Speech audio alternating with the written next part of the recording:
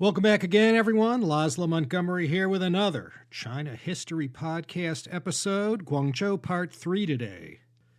Last time we convened, we ended with the Song Dynasty falling hard for the second time. First, it was in the 1120s with Emperor Huizong in the north, when the capital was at Kaifeng.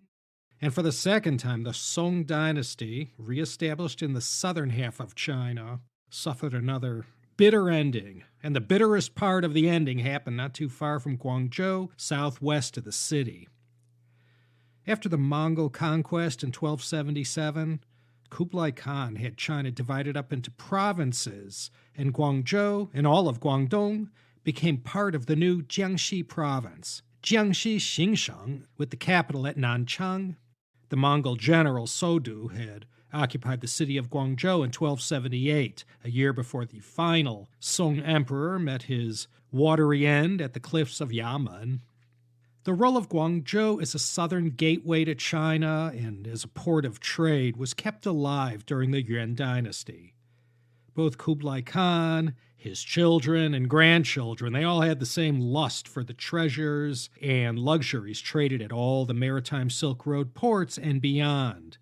In this way, they weren't much different from previous emperors and royal courts. Government offices were established in Guangzhou and other places to regulate and manage trade and shipbuilding. And throughout the Yuan dynasty, Guangzhou played its traditional role as a trade entrepot. The only thing was, it wasn't the main port anymore. We saw last time, due to the trouble and violence that visited Guangzhou in 758 and 879, the business migrated elsewhere. During the Yuan, Guangzhou's importance and the volume of the trade transacted there was a distant second to that being carried out at the southern Fujian port of Quanzhou, or Zaitan, as the Arabs named it back in the Tang and as Marco Polo referred to it in his travels. Kublai Khan and his progeny were famously accepting of people from other cultures and tolerant of their religions. I mentioned last time how the southern Song government, for reasons of its own economic survival, put so much effort in promoting maritime trade. And they depended on an armada of private traders who engaged in this endeavor. The Yuan rulers, with all those nice southern Song winds blowing in their sails from the advancements made in transport and navigation, replaced the private trading networks with a government-run maritime trade network. And these Yuan vessels sailed to all the South Sea ports, to India, as well as to the west coast of Africa, the Persian Gulf, and Red Sea. The Mongols, from all their conquests of the 12th to 14th centuries, knew a thing or two about the world and had seen and experienced a lot. And thanks to the central government's active sponsorship and participation, maritime trade during the Yuan reached new heights never seen before in China. And for the first time since the Han Dynasty, maritime trade eclipsed that of the traditional Inter-Asian and Middle Eastern overland Silk Road commerce. And it was the advancements in sea trade of the southern Song, taken to greater heights during the Yuan dynasty, that really primed the pump for the 7 voyages of Zheng He during the early Ming. These greatly heralded voyages of Zheng He didn't contribute anything new as far as exploration went. They simply followed all the long established trade routes that had been around seemingly forever. And wherever these treasure ships and other vessels sailed, colonization and subjugation was hardly on anyone's mind. As I mentioned last time, the Mongol conquest had the same effect on the people of northern China as the 5th century Wuhu 5 barbarians and the 12th century Jurchens.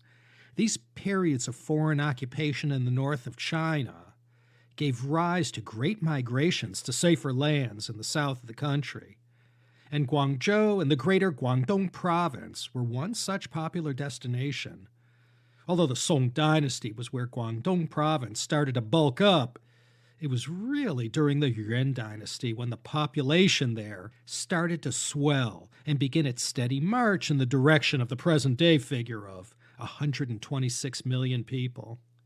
But as far as Guangzhou playing its traditional front and center role as the maritime commercial gateway to China, For the meantime, they played a secondary role, and the greater story of the maritime Silk Road was played out in Quanzhou. But as we'll see, all that will change come the Ming and Qing dynasties. In the city of Guangzhou during the Yuan, Huaisheng Mosque received a much-needed rebuilding in 1350, and then again in the Qing in 1695. There was also massive expansion of the city walls that was finished in 1380 during the time of the Ming Hongwu era. These ancient city walls will mostly get torn down in the early 20th century, but you could still see portions that have been preserved. Parts of these Guangzhou city walls were 20 feet thick and 25 feet high. From 1351 to 1368, the Red Turban Rebellion brought a degree of chaos and uncertainty to China that ultimately swept away the once invincible Mongol Yuan dynasty and led to a historic showdown between the most powerful of the Red Turban rebel leaders. And it was one of these men, Zhu Yuanzhang, who made his way south and conquered the region, after first vanquishing his greatest rival at the epic Battle of Lake Poyang. Towards the end of the Yuan, the vice minister of Guangdong was named He Zhen, and he was born and raised in the city of Dongguan, just east of Guangzhou. He had fought rebels and pirates down in Guangzhou on behalf of the final Yuan emperor, Huizong, and rose up to become the highest-ranking and most powerful official in the south of China. And once Zhu Yuanzhang's conquest of China neared its completion in 1368, He Zhen correctly read the tea leaves and turned his back on the Mongols and submitted to the future Hongwu emperor. And for this he was rewarded with a hereditary title and lived out the remainder of his days as the Count of Dongguan, and is remembered as He Zhen Bo, Bo meaning both uncle, eldest among brothers, as well as a count, like Count Dracula. And with the fall of the Yuan and the rise of the Ming, thus began Guangzhou's return to prominence as the most important commercial port in China. But this wasn't to last. Unlike previous dynasties that actively encouraged trade, the Hongwu emperor, he focused more on the downside rather than the merits of foreign trade. And from previous CHP episodes, we all know he became so fed up with the piracy plaguing the China coast, he called for the first of several sea bans, or haijin, in 1371, 3 years into his reign. The effects of these extreme measures had quite a profound and devastating effect on Guangzhou, Quanzhou, and all China ports where trade was carried out. After these places were closed down, well, it didn't mean the death of foreign commerce. Those who traded outside the tribute system, despite the harsh punishments if caught, resorted to smuggling and other illegitimate means to carry on their business. Private traders had to take a huge hit, and the Ming government under the Hongwu and especially Yongle emperors only permitted government-regulated tribute trade, including the magnificent but extremely expensive voyages of Admiral Zheng He. So after so many centuries of the Nanhai trade and all the benefits that the maritime Silk Road bestowed on the China economy and the sustained impact on Guangzhou's history and development, that all got shuttered by the Hongwu emperor and didn't start to revive until after the last of Zheng He's voyages that happened between 1405 and 1433. And this whole idea of a sea ban, in the end, was considered a colossal failure and a case of the dynasty shooting itself in the foot, economically that is. As I just said, unofficial trade and smuggling continued on unabated, but that hardly enriched the Ming treasury. But this was all prelude to the events that happened in the final years of the 15th century.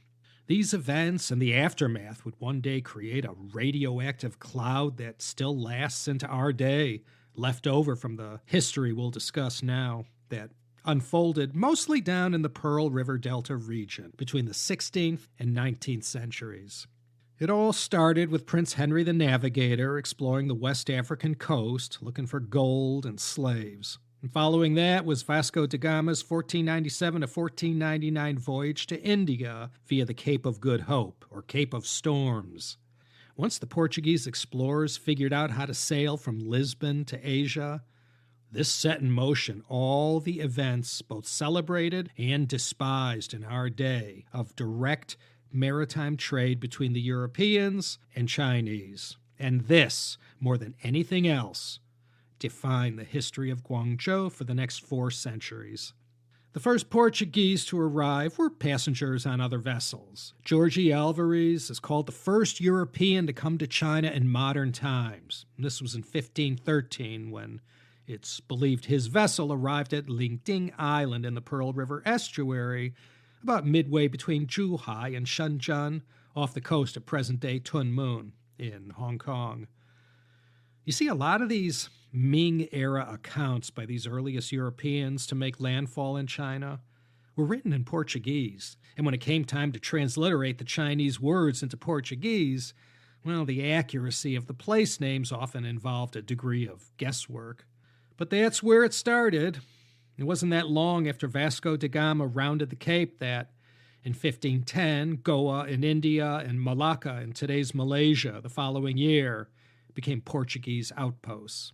No one invited them to these long-established and very mature trading ports. They just came in and took the places over. They had much better weapons and firepower than anyone in this part of the globe, and that's usually all you need. So that was a harbinger of further actions yet to come. This 1513 visit by Alvarez led to a visit to Guangzhou of an Italian, Raphael Perestrello, in 1516-1517. He was distantly related to Christopher Columbus. Perestrello did a bit of trade whilst in Guangzhou, and like Zhang Qian did in the late 2nd century BC with Han Emperor Wu, Perestrello went back and informed his Portuguese employers about the market conditions there and the riches to be made in the China trade, and most of all, the trade in spices. The sea ban put in place by the Hongwu Emperor began to loosen up a bit, and some private trade was allowed, but was limited to Guangdong province. This set things up nicely for the first official trade mission flying the Portuguese flag.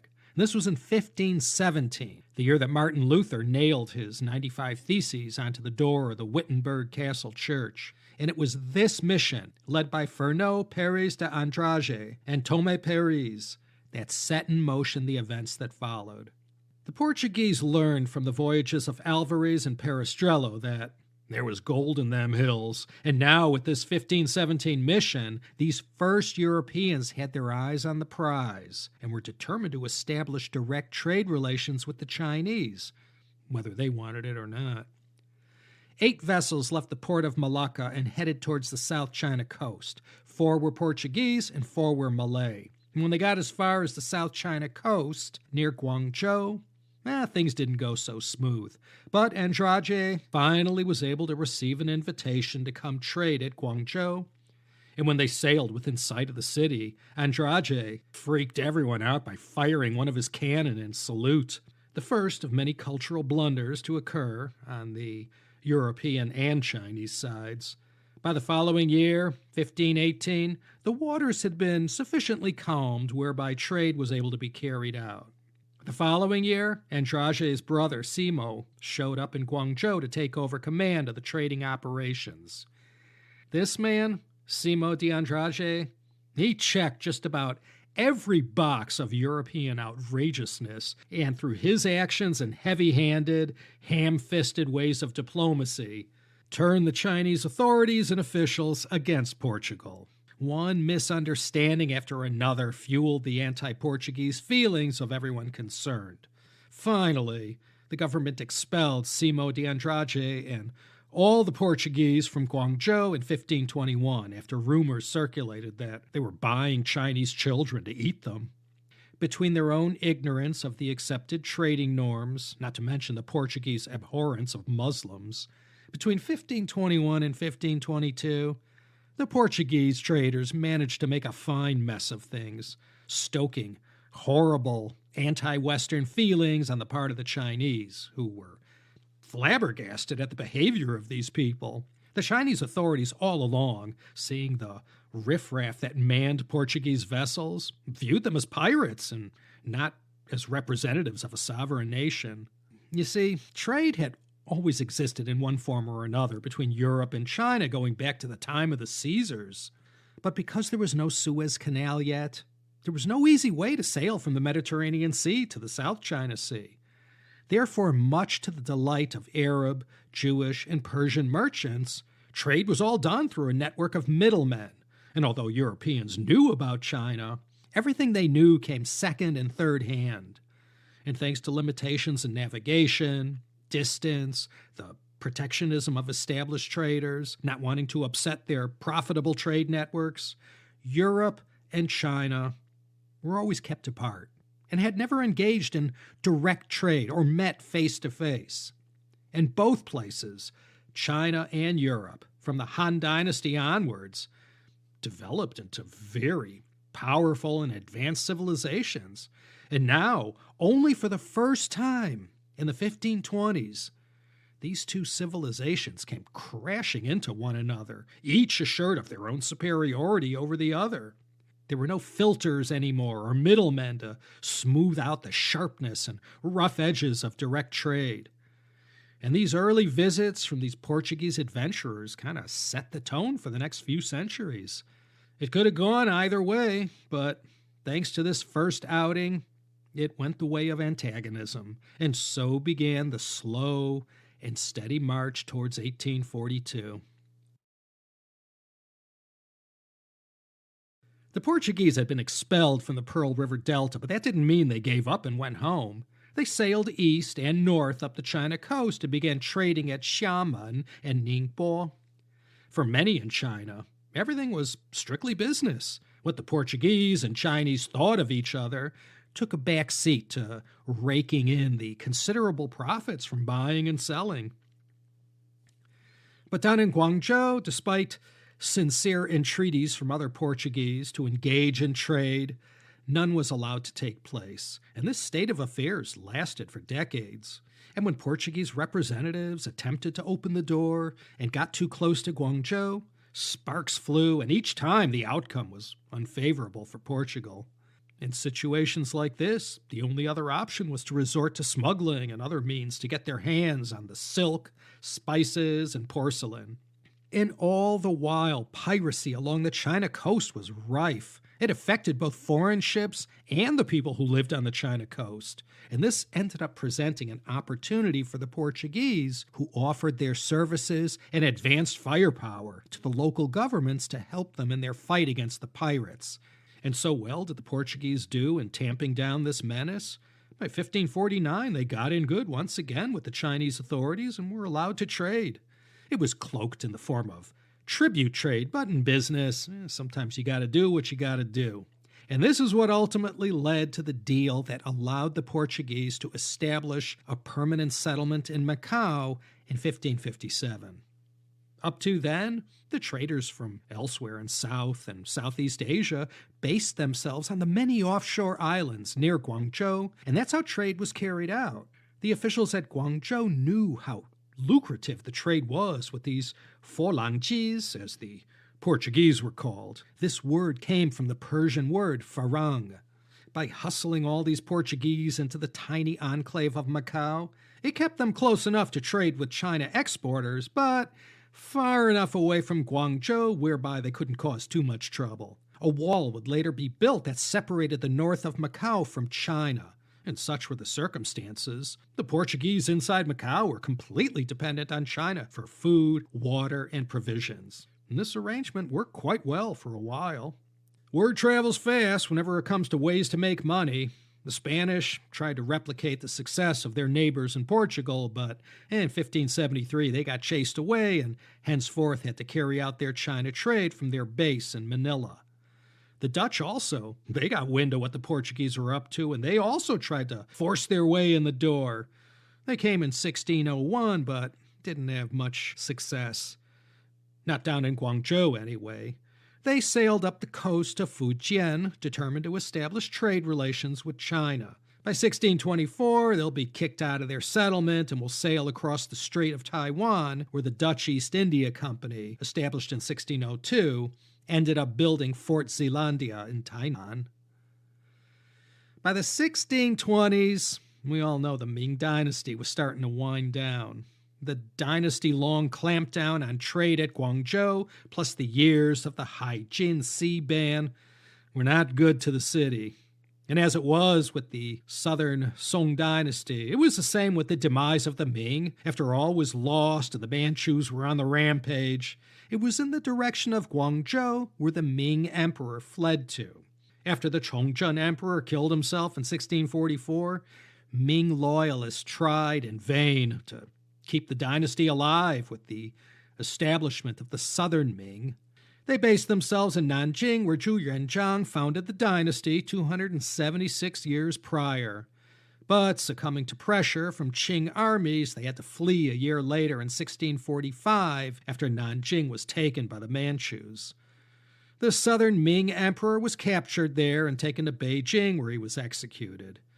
But a series of Ming pretenders to the throne and their loyal Ming followers did whatever they could, which wasn't much, to keep the fallen dynasty alive, setting up a royal court next in Fuzhou, and finally from 1646 to 1647 in Guangzhou.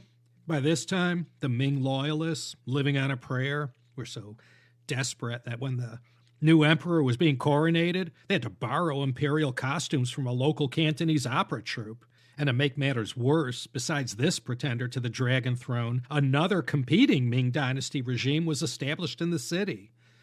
But in January 1647, Qing forces snuffed out one of the two Guangzhou regimes, and the remaining one had to head west to the present-day capital of Guangxi Province, the city of Nanning.